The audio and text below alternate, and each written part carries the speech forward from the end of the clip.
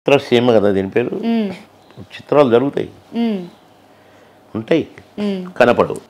ఈ డొక్కలో కత్తి గుచ్చుకున్నాక అదేరు అనుకుంటాం, ఉంటాయి తప్పకుండా. దానికి సపరేట్ కళాకారులు ఉంటారు. అట్లా స్వీయ అనుభవాలు ఉన్నాయా సార్? నాకైతే నాకు తగల్లా. చూసిండ్రు పోనీ? ఒకటారా చిన్నది ఉన్నాయిలే కానీ అది పెద్ద చెప్పుకోంత తగినవి కాదు. దాన్ని ఏదో నేను ఇప్పుడు భూతత్వం చేసి వాళ్ళని గొప్పలో చేయలేను నేను. అందుకని కానీ బయట టాక్స్ ఉంటాయి కదా, అంటే కాంట్రవర్సీలు, అంటే మీకు బ్రహ్మానందం గారికి పడేది కాదని, లేకపోతే మీతో కలిసి నటించలేదని. నిన్ననే మాట్లాడాను బావా ఎట్లున్నారా, మొన్న ప్రెస్ మీట్ లో భలే మాట్లాడిన బావా, నువ్వు నా కొడుక నువ్వు అంతేరు, నువ్వు నీకు గనక తిక్క తిరిగితే ఎవరిని లెక్క చేయవు నాకు తెలుసు అని ఇదని మాట్లాడాడు. కానీ ఇంతకుముందు ఒకసారి కనబడని కత్తి అన్నట్టుగా మీరు ఒక కమెంట్ చేసిండ్రు, అది పాజిటివ్ గానా నెగిటివ్ గానా? ఎవరిని? బ్రహ్మానందం గారిని. తెలివైన వాడు, కనపడని కత్తి ఉంది. ఏ టైంకు ఏ పరిస్థితిలో ఎలా మాట్లాడాలో, ఎలా దాని నుండి తప్పుకోవాలో, ఎలా దాన్ని తిప్పికొట్టాలో క్షుణ్ణంగా తెలిసిన మేధావి. అదే చెప్పిన ఆ రోజు కూడా. ఎక్కడ చెక్కాలో ఎక్కడ నొక్కాలో తెలిసిన మేధావి. బ్రతుకుదేరుకు అవి చాలా అవసరం. అవి లేని వాళ్ళు అమాయకులు అంటారు వాళ్ళు. అవి ఉన్న వాళ్ళను డెఫినెట్గా మెచ్చుకోవాలి. తన భవిష్యత్తు కోసము, తన బ్రతుకుదేరు కోసము తెలివితేటలు ఉపయోగిస్తే తప్పులేదు, ముంచితేనే తప్పు, చీట్ చేస్తేనే తప్పు. కనుక నేను అట్లా మెచ్చుకున్నాను అంతే తప్ప ఏదో బల్యాలు గిల్లాలని అని అనలే. ఈ మధ్య కాలంలో కోట శ్రీనివాసరావు గారు, అంటే ఆయన ఉండగానే ఆయన చనిపోయారు అని వార్తలు రావడం, దానికి ఆయన ఒక వీడియో రిలీజ్ చేయడం చాలా బాధ అనిపించింది. నిజంగా బాధాకరం ఉండేది, అది మాత్రం బాధాకరం. మూర్ఖులు. నేను చెప్పాను కదా ఇప్పుడే చిత్రసీమలో ఉంటారని. డెఫినెట్గా ఇండస్ట్రీకి సంబంధించిన వాడు అది చేసింది, మీడియాకి సంబంధించిన వాడు అది చేసింది. మూర్ఖులు. ఆయనే స్వయంగా వీడియో పెట్టారు, నేను బతికే ఉన్నాను, పాపం నేను బతుకున్నాను చెప్పుకునేంత కర్మ పట్టింది మాకు. అంటే మేము పేరు సంపాదించడం కూడా ఇక మాకు అనర్థమే కదా. మాట్లాడారా సార్ దాని గురించి? ఏమన్నా ఎట్లా మాట్లాడతారండి, ఎవరో నా గురించి ఇట్టొద్దని చెప్తాడు. ఆయన పిల్లగాడ, ఆయన బ్యాంక్ మేనేజర్ ఉద్యోగం చేశాడు. ఇప్పుడున్న కమెడియన్స్లో బ్రహ్మానందం లెక్చరర్, నేను ఒక రెవెన్యూ ఉద్యోగిని, నేను ఇప్పుడుంటే కలెక్టర్గా ఉండేవాడిని. కోట గారు ఒక బ్యాంక్ మేనేజర్. మేము ఉన్నతమైన చదువులు, ఉన్నతమైన ఉద్యోగాలు చేసిన వాళ్ళం. అవన్నీ వదులుకొని ఇష్టంతో వచ్చారు మీరంతా. వదులుకోనేముంది, అవకాశం వచ్చింది, చేశాము. వదులుకోనేం రాలేదు. మామగారు సినిమా ఇవన్నీ అయినాకనే దాసర్ గారు, అరే కొందరు ఇండస్ట్రీకి అవసరం, కొందరికి ఇండస్ట్రీ అవసరం, నువ్వు ఇండస్ట్రీ అవసరం దాటిపోయినవరా, ఇప్పుడు నువ్వు ఇండస్ట్రీకి అవసరం నువ్వే, కనుక జాగ్రత్త, ఇది మంచి టైం అని చెప్పారు. అట్లా మేము ఏదో కృష్ణనగర్లో తిరిగి కాలే, మా ప్రతిభతో అయ్యాము, అదృష్టంతో అయ్యాము, భగవంతుడి ఆశీర్వాదంతో అయ్యాము. కనుక మాలాంటి వాళ్ళ మీద ఇట్లా బురద చల్లటం, కొందరు మా మీద కూడా ఇట్లా అన్నాడు వాడిని అట్లా అన్నాడు అని నా ఫోటో మాత్రం వేస్తారు. నేను మాట్లాడింది వేస్తే, ఇట్లా మాట్లాడేది వేస్తే కరెక్ట్, నా ఫోటో పెట్టి స్క్రోలింగ్ వాడిని తిడుతున్నాడు వీని తిడుతున్నాడు అని మిమిక్రీ వాయిస్లు వేసి కూడా వేశారు. మూర్ఖులు వాళ్ళు. మూర్ఖులంటే మూర్ఖులు. అసలు మనిషి జన్మ అట్లాంటి వాళ్ళు ఎత్తడం తప్పు, కానీ దేవుడు అలాంటి వాళ్ళకి కరెక్ట్ శిక్ష చేస్తాడు. ఇప్పుడు ఏదైతే రోమర్స్ క్రియేట్ చేసి ఆనందపడ్డాడో అలాంటి రోమర్లతోనే వాడు చచ్చిపోతాడు. శపిస్తున్నవాడిని ఎవడైనా కానీ. మూర్ఖులు. మమ్మల్ని గౌరవించాలి తప్ప కిండలు చేయకూడదు. మేము ఎంతోమంది నవ్వాలని కాంక్షించిన వాళ్ళం, నవ్వించడానికి ప్రయత్నం చేసిన వాళ్ళం, ఏడిపించడానికి మేము ప్రయత్నం చేయలేదు. వాడి సొమ్ము వీడి సొమ్ము గుంజుకుందామని మేము చేయలేదు. ఇంకా ఏ ప్రొడ్యూసర్ అయినా డబ్బులు లేవు సార్ అంటే పోనీ అనేవాళ్ళం.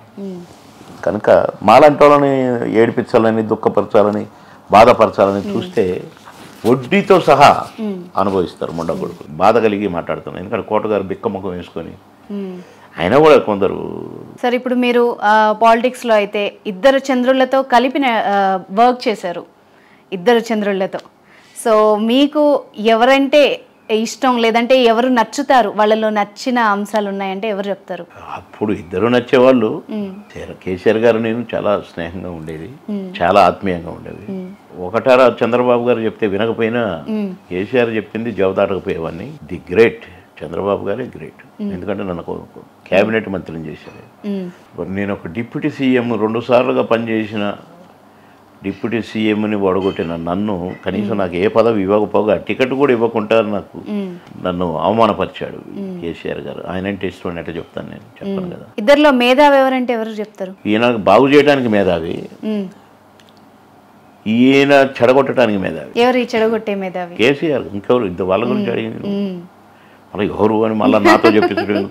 అంటే ఇద్దరు చంద్రుడిలే కదా, మరి ఏ చంద్రుడి గురించి చెప్తున్నారా ఏందని చెప్పిన నేను అది చెప్పిన గిట్టాటి రిపీట్ చేస్తే మీరు మొత్తం వైరల్ చేసి పారేసి మమ్మల్ని బ్యాడ్ అని చేయాలి. లేదు సరే, మీ ఆడదాకా రాని అక్షరం మొదటి అక్షరం కానీ కట్ అంటాం. కట్ అయితే మళ్ళీ తప్పించుకున్నారంటారు. చెప్పేయాలి, ఆన్సర్ చెప్పేయాలి. చెప్పి కరెక్ట్, ఇది కదా, ఇది మంచి మస్తు చెప్పినారు. చెప్పే రిపీట్ చేయని అటు నుంచి ఆన్సర్ తో చేయండి. ఆయన నన్ను క్యాబినెట్ మినిస్టర్ చేశాడు. ఒక క్యాబినెట్ మినిస్టర్గా 3 సార్లు ఎమ్మెల్యేనైనా నాకు ఈయన చెప్పరాసి పోస్ట్ కూడా ఇవ్వకపోగా టికెట్ ఇవ్వకుండా నా మనోనిబ్బాన్ని కోల్పోయేటట్టు చేశాడు, నన్ను తలవంపురపాటు చేశాడు. కనుక నాకు ఆయన మంచోడు, ఈయన మంచోడు కాదు. మరి అంతకు ముందు బావా అనుకునే అంత మంచి సంబంధం ఎందుకు ఏడు చెడింది అంటారు? మీకు చెప్పింది కదా, ఇప్పుడే చెప్పిన కదా ఆన్సర్. అంతేనా? వాల్యూ ఇవ్వకపోవడం వల్లనేనా? వాల్యూ ఏంటి? ఆయన నాకు ఇచ్చేది ఏంటి వాల్యూ? నాకు వాల్యూ ఉంది. ఆయన మంత్రి చేశాడు, నేను మంత్రి చేశాను. వాల్యూ కాదు, నా మనసు గాయపడింది, నాకు నచ్చలేదు, అంతవరకే. అంతే తప్ప ఆయన నన్ను బాధ పెట్టేది ఏమిటి?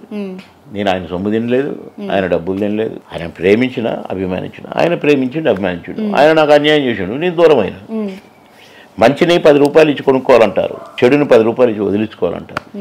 నేను 10 రూపాయలు ఇవ్వకుండానే పక్కకు తప్పుకున్నాను. కనుక ఈ టాపిక్ బంద్. నెక్స్ట్, మీకైతే టీడీపీలో ఉన్నప్పుడే మంచి పేరు ఉండే బాబు మోహన్ గారు అంటే అన్నది ఎంతవరకు నిజం? మీ అభిప్రాయం ఏంది? ఈరోజు ఈ క్షణం మీ దృష్టికి నేనేంటి? మీరు ఇంతకుముందు కూడా ఇంటర్వ్యూ తీసుకున్నారు, మళ్ళీ ఇన్నాళ్ళు తీసుకుంటున్నారు. నేను అప్పుడు ప్రశాంతంగా ఉన్నా, ఇప్పుడు ఒక్క క్షణం తీరిక లేకుంటున్నా. అయినా నా బిహేవియర్లో కానీ, నా ప్రవర్తనలో కానీ, నా సభ్యతలో ఏమన్నా మీకు తేడా కనిపించిందా? అంటే మీరు పార్టీ మారిన తర్వాతే బాబు మోహన్ గారి గురించి బయట వార్తలు రావడం స్టార్ట్ అయినాయి, మీ కాల్స్ రావడం స్టార్ట్ అయినాయి. ఇవన్నీ కూడా అంటే అంతకు ముందు లేని బాబు మోహన్ గారి గురించి ఇప్పుడు ఎందుకు వచ్చింది? అది పార్టీలు చేసినవి కాదు, ప్రజలు చేసినవి కాదు. ఎవడో ఒక వెధవన్నారు వెధవ. ఇప్పుడు కోటగారు చచ్చిపోయాడు అని బతుకున్నోని చచ్చిపోయాడు అన్న వెధవలాంటోడు ఈ వెధవ. ఆందోళన కాన్స్టిట్యున్సీలో నా టికెట్ గుంజుకొని వచ్చి ఎమ్మెల్యే అయిన ఒక వెధవ అన్నాడు. వాడు మీడియాకు సంబంధించిన వెధవ. మన తండ్రి అని వెధవ అన్నాడు. ఎట్టబుట్టినవరా అని వాళ్ళ తండ్రి ఎన్ని ఇంటర్వ్యూలో అవి వైరల్ కాపుకుంటూ ఆపుకున్నాడు అనుకో. అతను వచ్చిన కా నుంచి అతనే వేసిండు నా మీద ఇలాంటి స్క్రోలింగ్స్, ఇలాంటి కట్టుకథలు, ఇలాంటివి వేసి నన్ను బ్యాడ్ చేసి పడేదో అయిపోవాలనుకుంటూ వాడే బ్యాడ్ అయింది. ఇప్పుడు చెరపకురా చెడేది సామెత ఇప్పుడు పుట్టింది కాదు. ఒకరిని చెడగొట్టాలనుకుంటే భగవంతుడు వాడిని చెడగొడతాడు, సర్వనాశనం చేస్తాడు. ఇప్పుడు డిపాజిట్ రాకుండా ఓడిపోతాడు దేవుడు. ఖచ్చితమో కాదో రేపు చూడరాదా?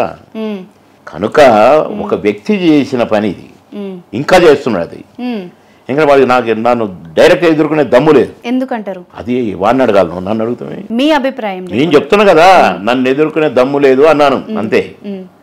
ఎప్పుడు చేస్తారు దాన్ని? గాలిస్తారా, లెక్క బేతారా అంటే దానికి ఆన్సర్ ఉండదు. ఎస్, సర్వనాశనం అవుతాడు వాడు అంటున్నా. ఎందుకంటే నేను చెరువులు నింపాను, చెరువులు పూడికలు దించాను, చెరువులో నింపి 3 పంటలు పండించాను, 50,000 ఎకరాలకు పండించాను. వీడు చెరువులు పూడ్చి అమ్ముకుంటున్నాడు, అంత మూర్ఖుడు. అలాంటి మూర్ఖుడు నా మీద ఈ క్రియేట్ చేసింది. బట్ నన్ను ఈ రోజుకు నా ఓటర్ మహాశయులు కావాలంటే రేపే కెమెరా తీసుకొని పో, మహానుభావుడు లీడర్ అంటే బాబు మోహన్ అంటారు నన్ను. నేను కొత్తగా వింటున్నాను నీ దగ్గర, నీకు ఈ నాలెడ్జ్ ఇంత జీరో నాలెడ్జ్ ఉంది అనుకోలేదు. మహానుభావుడు అంటారు. రేపు బాబు మోహన్ గెలిపిస్తాం అంటున్నారు. ఎన్ని సర్వేలు రిపోర్ట్లు